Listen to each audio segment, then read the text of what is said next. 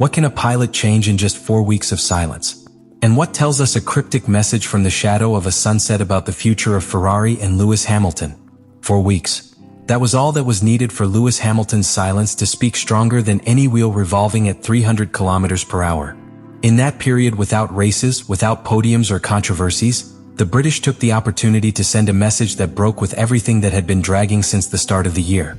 He published a sober, almost mystical image, his silhouette in front of a sunset, accompanied by a brief but forceful phrase, "We have to move on even when it is difficult." It was not any message. It was a deeply human reflection, out of the pilot, but of the human being behind the helmet. These types of publications are not frequent in the cold and corporate world of Formula One, where each word is measured, each statement is reviewed 3 times. But on this occasion, there were no press or diplomatic language communications. Hamilton spoke as if he addressed himself, his followers, and perhaps also Ferrari. It is important to understand when and why this says, after a first season loaded with frustrations, internal doubts, and a painful adaptation to the SF25 that has made it seem more human than ever. During that competitive silence, Hamilton suggested that his break was much more than physical. What lived was a trip inwards. In his own words, "There is much in what I have been meditating." He mentioned the thanks for having time to recharge energies, to breathe. But at the same time, he addressed issues that go far beyond the track.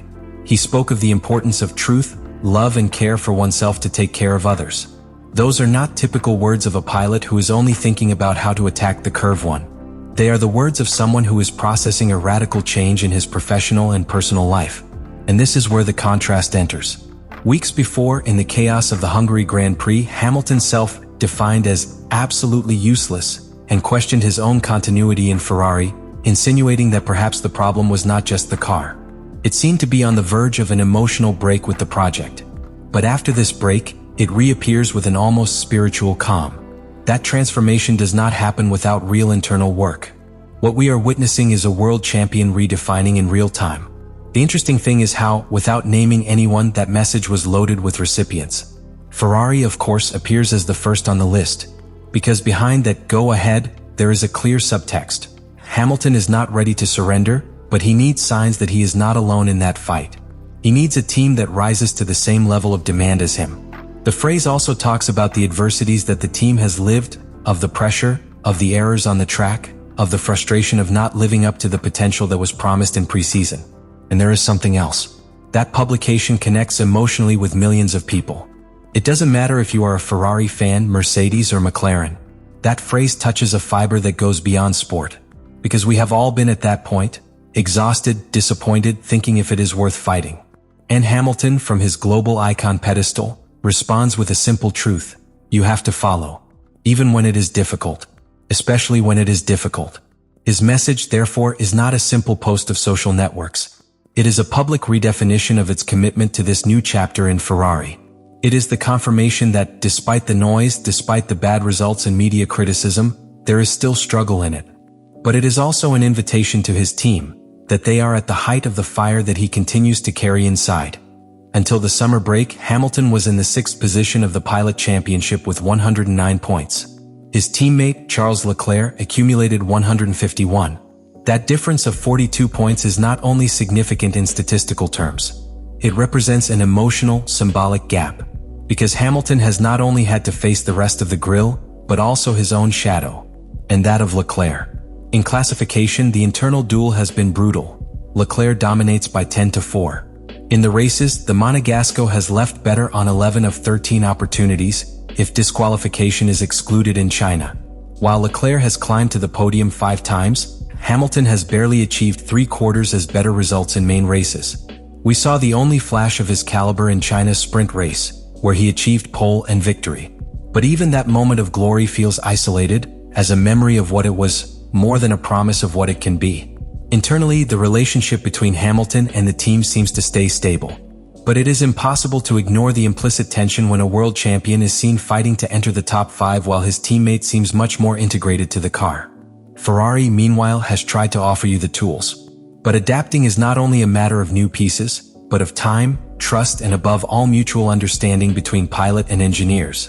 In the background, the great irony is that Hamilton came to Ferrari with the promise of being the piece that was missing to return their glory. But until now, it has been the one who has had to look most. This first half of the season has been a bath of humility, a reminder that talent is not enough when the environment is not aligned, and that greatness is not supported only in the past, but in the ability to evolve, even when that implies completely disarming you. This stage, as it has been, could become the fuel of a second triumphal act. But for that, the joint work with Ferrari must reach a new dimension, because the numbers do not deceive, but they don't define fate either. After everything lived in the first bars of the season, of the silent defeats and internal battles, the question was inevitable: is a rebirth possible? Can Lewis Hamilton, at 40, rewrite the script of a season that seemed to twist from starting? For many, the pilot returning from the break with deep reflections and a car that does not cooperate would be condemned to a slow decline. But Hamilton has demonstrated again and again that his thing is not to surrender, but resurface. That moment was not just a symbolic victory. It was a trusted injection. And above all, it was a declaration of principles. Hamilton is not in Ferrari to walk his legacy. It is to compete, to bother the favorites, to drag your team to a more demanding version of themselves. What we saw in that pole was no exception. It was a sample of the level that can still reach when everything fits minimally in its favor. But that result did not come by magic. It was the product of a silent process that had been managing from Australia. Hamilton has worked to adapt his style, to modify his braking points, in changing the way of managing curves. He learned from Leclerc's pilot, studied it, and began applying adjustments that in Mercedes were never demanded.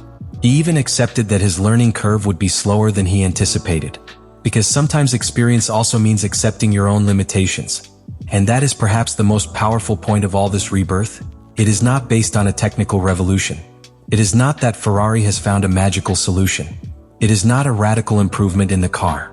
It is, in essence, a mental transformation. Hamilton has decided to meet the essence of the pilot he was, not as a copy of its past, but as a new version that adapts, evolves, and is not allowed to surrender. This change has also been an internal signal for Ferrari. The team has begun to react. It has been noticed in radio messages, in the way engineers communicate, in the will to adjust the car, thinking more about what Lewis needs. Because when your pilot shows that it can still be differential, you can't leave it alone in the fight. What was previously an attempt to fit Hamilton in the Ferrari mold, now it seems rather a bidirectional adaptation process.